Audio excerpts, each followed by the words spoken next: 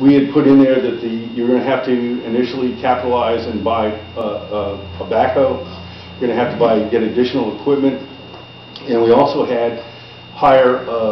At that time, we hadn't gotten the information back from the insurance company, so the insurance costs were higher, as was the overhead rate. We had assumed 35% versus a 28% rate. The other thing that came down was when you take Twin Forks out, your operating expenses drop, particularly on the electric. It drops by about 1/3, and then looking also on some of the other line items. But that was done in May, and we were looking at. We had more things in there because we didn't know what else we could get out of on the solid waste side. Then in here it estimates the operating expenses for the plant are roughly $294,000 a year, and it's still what it is.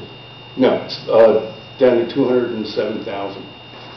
And considering that the number of residential customers in this plan showed 539, when in the city of Leakey we have 223 customers residential, of which perhaps 7% have the difficult time paying their water bills right now. I don't know, somehow the figures, it doesn't seem we'll have enough revenue coming in to sustain.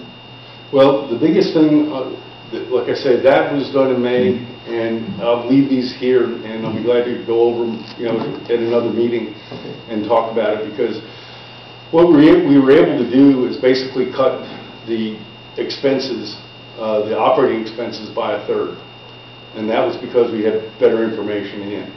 The other part of it is I think looking at what I talked with Dee Dee a little bit yesterday about it. I want to make sure that our initial thought on the number of customers is accurate, because what we did was I based that on some information that we got that was, I guess, 2 years old at that time, or a year and a half old at that time, and we need to just constantly update this. It's not something that can be static.